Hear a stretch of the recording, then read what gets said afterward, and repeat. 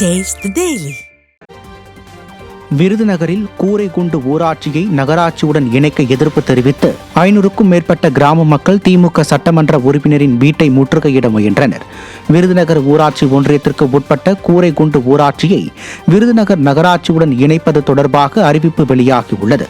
இதனையடுத்து ஊராட்சியை நகராட்சியுடன் இணைத்தால் வரி உள்ளிட்டவை உயர்ந்து தங்களின் வாழ்வாதாரம் பாதிக்கப்படும் என கூறி 500க்கும் மேற்பட்ட கிராம மக்கள் கருப்பு பேட்ஜ் அணிந்தும் பதாகைகளை கையில் ஏந்தியும் திமுக சட்டமன்ற உறுப்பினர் சீனிவாசன் இல்லத்தை முற்றுகையிட முயன்ற நிலையில் போலீசார் அவர்களை தடுத்து நிறுத்தினர். திறனற்ற ஸ்டாலின் அரசு பொதுமக்களின் கோரிக்கைகளுக்கு செவிசாய்ப்பதில்லை என குற்றச்சாட்டு எழுந்துள்ளது.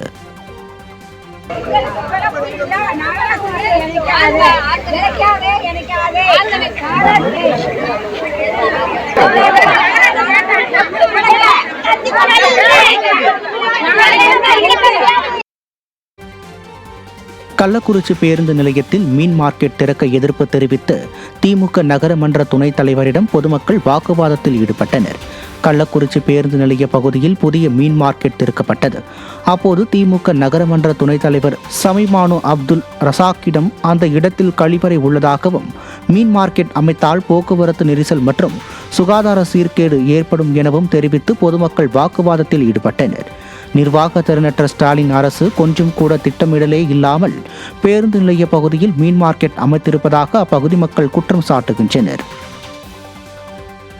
திண்டுக்கல்லில் பயணிகளை ஏற்றி சென்ற அரசு பேருந்து மேம்பாலத்தின் மீது ஏற முடியாமல் நடுவழியில் பழுதாகி நின்றதால் பொதுமக்கள் கடும் அவதியடைந்தனர். வேடசந்தூர் செல்லும் அரசு பேருந்து திண்டுக்கல் புறநகர் பகுதியான MVM மகளிர் கல்லூரி மேம்பாலத்தின் மேல் ஏறிய போது ஓட்டுநர் பேருந்தை இயக்க முடியாமல் மிகவும் திணறி உள்ளார். இதையடுத்து மேம்பாலத்தின் மைய பகுதிக்கு முன் பேருந்து பழுதடைந்து பாதியில் நின்றது.